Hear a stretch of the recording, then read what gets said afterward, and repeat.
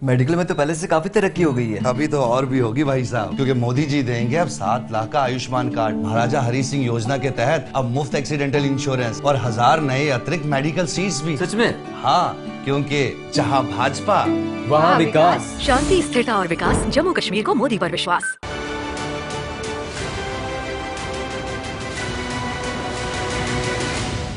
नमस्कार, news room live में आपका बहुत बहुत स्वागत है और मैं हूं आपके साथ शीतल शर्मा। मेरे साथ मेरी सहयोगी रूपाली भी इस वक्त आपके सामने मौजूद है। आज न्यूज रूम लाइव में शुरुआत करेंगे जम्मू कश्मीर की एक बड़ी खबर से, जहां पर एक बार फिर से ये एनकाउंटर का मामला सामने आया है। कुलगाम में सेना आतंकियों के बीच इस वक्त मुठभेड़ जारी है। दोनों ओर से ताबड़तोड़ फायरिंग हो रही है। एक तरफ सेना मुंहतोड़ जवाब दे रही है, लेकिन दूसरी तरफ आतंकवादी भी फायरिंग कर रहे हैं। सेना ने पूरे इलाके को घेराबंदी कर दी है, चारों तरफ उन्हें घेर दिया है ताकि जल्द से जल्द उन्हें मार गिराया जाए। लेकिन बहुत बड़ी चुनौतियां हैं, क्योंकि मौसम खराब है। मौसम खराब होने के साथ साथ वहां पर जो टीलियां हैं, पहाड़ियां हैं, घने जंगल हैं, जो तस्वीरों में आप देख सकते हैं। सुबह से ये एनकाउंटर जारी है और लगातार वहां पर सेना डटी हुई है। सेना के साथ साथ पुलिसकर्मी डटे हुए हैं और खबरें ये भी हैं कि अभी तक सेना के 4 जवान इसमें घायल हुए हैं। एक पुलिस का जवान भी इसमें घायल हुआ है और जिन्हें उपचार के लिए भर्ती कराया गया है। हालांकि चारों तरफ से इन 3 आतंकवादियों को, 2 से 3 जो आतंकी वहां पर छिपे हुए हैं, इन्हें चारों तरफ से घेर लिया गया है और जल्द से जल्द सेना की यही कोशिश रहेगी कि इन्हें वहां पर न्यूट्रलाइज किया जाए। बिल्कुल, इसी के साथ आपको बता दें कि कुलगाम के देवसर इलाके में ये जो एनकाउंटर है वो चल रहा है, जहां पर 2 से 3 आतंकी छिपे होने की आशंका जताई जा रही है। और आपको बता दें, इससे पहले भी 22 सितंबर को किश्तवाड़ के छात्रों में ये एनकाउंटर देखने को मिला था। और 27 की बात की जाए तो सेना द्वारा एक टेरर मॉड्यूल का भंडाफोड़ किया था, जिसमें कैश और आर्म्स और एम्युनिशन यानी हथियार जो है वो बरामद किए गए थे। तो कुलगाम से इस वक्त की बड़ी खबर सामने आ रही है, जहां पर आपको बता दें कि फिलहाल 3 आतंकियों के छिपे होने की आशंका जो है जताई जा रही है। लेकिन इसी में आपको बता दें कि सेना के 3 जवान और एक पुलिस अधिकारी भी घायल हुआ है। और लगातार एक तरफ मौसम की मार है, चुनौती बनी हुई है, लेकिन फिर भी सेना और सुरक्षा बलों की अगर बात की जाए तो तमाम कोशिशें की जा रही है ताकि इन आतंकियों की कब्र जो है वो तोड़ी जा सके। एक तरफ जम्मू कश्मीर में विधानसभा चुनाव है, दूसरी तरफ ये एनकाउंटर लगातार चल रहे हैं। और हमारे साथ हामिद जुड़ चुके हैं, इनसे जानकारी लेंगे कि क्या कुछ चल रहा है। हामिद, बताइएगा फिलहाल वहां पर क्या कुछ अपडेट है, क्योंकि 2 से 3 आतंकी हैं, चुनौती जो है मौसम को लेकर बनी हुई है, क्या कुछ खबर सामने आ रही है? हाँ जी, ये सुबह सवेरे 6 बजे से ही यहाँ पे घेराव कर दिया गया है। अडीगाम गांव है जो दूसर का इलाका, कुलगाम का एरिया है ये। वहाँ पे आनंद फानन में इस गांव को घेराव में ले लिया। फौज को इत्तला थी कि 3 से 4 मिनट अंदर छिपे बैठे हैं, जिनको ढूंढ निकालने के लिए घेराव कर दिया गया। उसके बाद तलाशी कार्रवाई शुरू कर दी गई। तलाशी पार्टी जो अंदर चली गई थी, जो ही वो उस स्पॉट पे पहुंची जहाँ पे मिलिटेंट छुपे बैठे थे, तो उन्होंने उन पे गोलियां बरसाई और फौज ने उनको सरेंडर करने की पेशकश की, मगर उन्होंने उसको ठुकराते हुए गोलियों का तबादला शुरू हो गया। और फौज ने भी यहाँ से जवाबी कार्रवाई करते हुए उन पे गोलियां बरसाई, जिसमें 3 जवान बताए जा रहे कि जख्मी हो गए और एक पुलिस ऑफिशियल भी इसमें जख्मी हो गया है, जिनको इलाज मुआवजे के लिए अस्पताल ले जाया गया है, जिनकी हालत इस वक्त खतरे से बाहर बताई जा रही है। बिल्कुल हामिद, मौसम के हवाले से बात करें तो कितनी बड़ी चुनौती है, क्योंकि एक तरफ मौसम जो है खराब है, दूसरी तरफ 2 से 3 आतंकी छिपे हैं।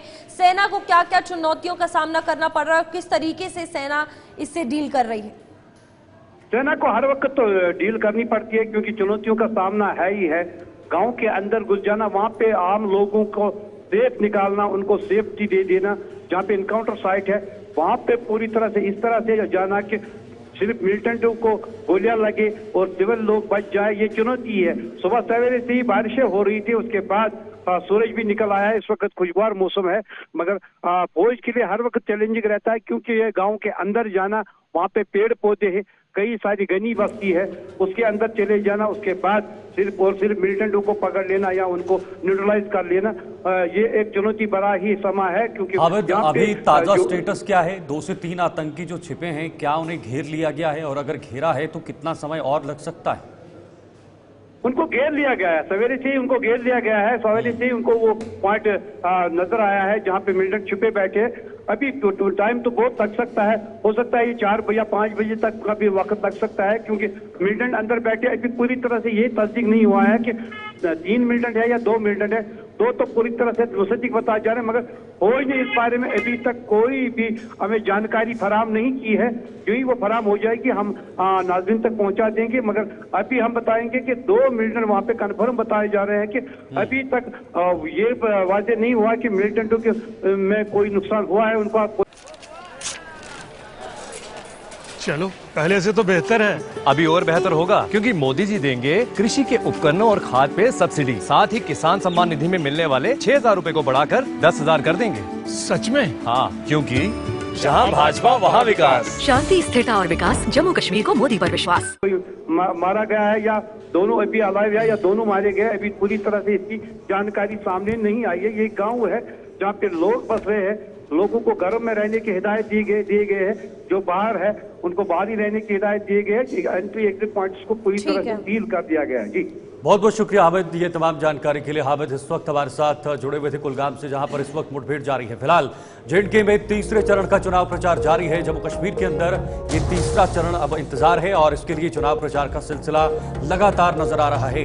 दूसरे चरण के समापन के बाद सभी राजनीतिक पार्टियों के जो दिग्गज नेता हैं वो जमीन पर पहुंच के आज चुनाव प्रचार में जुटे हुए हैं और आज खुद प्रधानमंत्री मोदी एक बार फिर से जम्मू पहुंचेंगे और जम्मू के एमए स्टेडियम में प्रचार प्रसार को धार देने की कोशिश करेंगे। इससे पहले भी प्रधानमंत्री मोदी ने 2 बार जम्मू आकर लगभग 3 रैलियों को संबोधित किया है और अब उसके बाद गृह मंत्री अमित शाह ने लगातार रैलियां की, निरंतर रैलियां की, एक दिन में 5 रैलियां की। योगी आदित्यनाथ जो उत्तर प्रदेश के मुख्यमंत्री हैं, स्टार प्रचारकों की लिस्ट में वो भी शामिल थे, उन्होंने भी ताबड़तोड़ रैलियां की और खास तौर पर जम्मू संभाग की ज्यादातर सीटों पर बीजेपी की तरफ से फोकस किया गया। बीजेपी ने अपनी जो पिछले चुनाव में 2014 के चुनाव में जो सीटें जीती थी, उन सीटों को कैसे बरकरार रखना है, कैसे फिर से जीतना है, ना बल्कि उन्हीं सीटों को और जो डिलिमिटेशन के बाद सीटें बढ़ाई गई हैं उन पर भी फोकस किया जा रहा है ताकि सीटों में बढ़ोतरी हो। ये एक लक्ष्य भारतीय जनता पार्टी की तरफ से रखा गया है। लेकिन सबसे बड़ी बात यह है कि इस बार बीजेपी की रणनीति, एक तो घोषणा पत्र जो सामने आया है, जो मुद्दे रखे गए हैं, लेकिन दूसरी तरफ जो पिछले 10 साल की उपलब्धियां हैं उन्हें कैसे लोगों के बीच रखना है। गोपाल बिल्कुल शीतल, इसी के साथ भारतीय जनता पार्टी की अगर बात की जाए तो साफ तौर पर यह कहना होता है कि 365 दिन Bharatiya Janata party election mode में रहती है और साफ तौर पर इन विधानसभा चुनावों में भी ये देखा जा सकता है, जहां एक के बाद एक ताबड़तोड़ रैली इनके स्टार प्रचारकों के द्वारा की जा रही है और 50 के पार का जो इनका नारा है। अब देखना है कि आने वाले 8 अक्टूबर को क्या कुछ नतीजे सामने आते हैं। फिलहाल आज अगर बात की जाए तो आपको बता दें कि प्रियंका गांधी भी चुनावी रैलियां जो है वो करेंगी। इसी के साथ प्रधानमंत्री नरेंद्र मोदी भी एमए स्टेडियम आ रहे हैं और साफ तौर पर ये धुआंधार रैलियां सभी सियासी दलों की तरफ से देखी जा रही है। ना ही सिर्फ बात की जाए इन दोनों पार्टीज की, यानी कि कांग्रेस और भारतीय जनता पार्टी की, बल्कि जितनी भी रीजनल पार्टीज हैं वो भी पूरा दमखम जो है वो लगा रही है ताकि जो प्रचार है उनकी तरफ से किया जा सके और साफ तौर पर उनकी इस 8 अक्टूबर को विजय हो। तो साफ तौर पर देख सकते हैं कि किस तरीके से आज प्रधानमंत्री नरेंद्र मोदी यहां पर आएंगे और एक तीसरे चरण के लिए, यानी कि आखिरी चरण जो है जम्मू कश्मीर के विधानसभा चुनावों का, उनके लिए प्रचार प्रसार जो है वो किया जाएगा। और सेंट्रल लीडरशिप के अंदर अगर बात की जाती है तो तमाम जितने भी भारतीय जनता पार्टी के नेता हैं ताबड़तोड़ रैलियां कर रहे हैं और इन स्टार प्रचारकों की अगर बात की जाए तो कोई भी कमी इन रैलियों में नहीं छोड़ी जा रही। बिल्कुल, बीजेपी की रैलियां तो होंगी, लेकिन उसके साथ साथ आज कांग्रेस के दिग्गज भी जम्मू में पहुंचेंगे, अपनी साख बिखेरने का काम करेंगे। लेकिन बड़ी चुनौती है कि कैसे कांग्रेस जो है वो नेशनल कॉन्फ्रेंस के साथ गठबंधन में जुड़कर जम्मू के अंदर प्रचार प्रसार में आगे बढ़ेगी और खास तौर पर आखिरी चरण में जो जम्मू की महत्वपूर्ण सीटें हैं वो बीजेपी और कांग्रेस के बीच का ये जंग है। 24 सीटें हैं, 24 सीटों में दोनों दल चाहेंगे कि ज़्यादा से ज़्यादा सीटें उनके पक्ष में जाएं। बीजेपी ने पूरा जोर लगा दिया है, तमाम स्टार प्रचारक पहुंच रहे हैं। आज खुद प्रधानमंत्री मोदी आखिरी रैली इस तीसरे चरण से पहले करेंगे, जो बीजेपी के किसी भी सबसे बड़े दिग्गज की आखिरी रैली होगी, क्योंकि अब कुछ ही घंटों का इंतजार बाकी है। कल शाम तक ये प्रचार प्रसार का सिलसिला खत्म होगा और उसके बाद तीसरे चरण के लिए उत्सुकता बढ़ जाएगी और तीसरे चरण के बाद सीधे इंतजार रहेगा 8 अक्टूबर को, जब चुनाव के परिणाम निकलकर सामने आएंगे। ये 3 तस्वीरें अलग अलग हैं। पीएम मोदी आज चुनावी रैली करेंगे, एक विशाल जनसभा को संबोधित करेंगे जम्मू के एमए स्टेडियम में और उसके बाद रूपाली प्रियंका गांधी की रैलियां भी होनी है और सुरक्षा व्यवस्था भी चाक चौबंद बिल्कुल रखी। शीतल, इसी के साथ लगातार ये जितनी भी धुआंधार रैलियां थी इस बार विधानसभा चुनावों की अगर बात की जाए, जिस तरीके से साफ तौर पर कहा जा रहा था कि ऐतिहासिक होने वाले हैं, ना ही सिर्फ आवाम ने अपने मुद्दों को आगे लाकर इसे ऐतिहासिक बनाया, बल्कि जितने तमाम सियासी दल थे उन्होंने भी एक के बाद एक रैली कर कर लोगों से समर्थन मांगकर ये साफ तौर पर साबित किया कि किस तरीके से वो ग्राउंड लेवल पर काम कर रहे हैं। ना ही सिर्फ भारतीय जनता पार्टी की बात की जाए, कांग्रेस की बात की जाए, एनसी, पीडीपी, तमाम जितने भी इंडिपेंडेंट कैंडिडेट्स हैं, सभी बड़ी पार्टीज यहां पर उतरी मैदान में और चुनावी मंथन जो है उनकी तरफ से किया गया, जिसमें आज प्रधानमंत्री नरेंद्र मोदी जो है एमए स्टेडियम पहुंचेंगे, प्रियंका गांधी जो है वो भी यहां पर आएंगी और चुनावी रैली को संबोधित किया। हेलो गाइस, आज जम्मू कश्मीर में वोटिंग के दिन। देखते हैं आज हमारे घर में कौन किसको वोट देगा। छोटे, तू किसको वोट देगा? मोदी जी को। मोदी जी देंगे अग्निवीरों को जम्मू सरकारी नौकरी में 20% का कोटा। जम्मू को आईटी हब बनाएंगे और यहाँ मेट्रो भी लाएंगे। भाभी, आप? बस मोदी जी को। मोदी जी देंगे जरूरतमंदों को अटल आवास योजना के तहत 5 मरला जमीन। जी आई। मोदी जी और कोई है ऐसा? मोदी जी देंगे सालाना 2 LPG सिलेंडर गैस, वो भी बिल्कुल मुफ्त। तो रसोई चलाना होगा और भी आसान। और मैं मोदी जी को। मोदी जी देंगे इस बार मेडिकल में 1000 एक्स्ट्रा सीट। किसी ने भी आज तक ऐसा नहीं किया। और भैया आप? मोदी जी, अरे मोदी जी देंगे किसान सम्मान निधि से 10,000 और हर एक किसान को कृषि उपकरण और खाद पे मिलेगी सब्सिडी और खेती हो जाएगी और भी बेहतर। और दादी आप? मोदी जी को। वो देंगे 3000 पेंशन और मां सम्मान योजना का सालाना 18,000। और भैया आप किसे देंगे वोट? मोदी जी को, जो देंगे यूपीएससी JKPSC एस्पिरेंट्स को 10,000 का कोचिंग खर्चा और आने जाने का 3,000 सीधा बैंक खाते में। और दादाजी आप किसे वोट देंगे? केवल मोदी जी को। वो बचाएंगे हमारी संस्कृति और सभ्यता और रखेंगे हम सबके परिवारों को सुरक्षित। और मैं भी मोदी जी को। वो देंगे 7 लाख का आयुष्मान कार्ड, जिससे मैं अपने परिवार के स्वास्थ्य का ख्याल रख पाऊंगा। क्यों बाबूजी?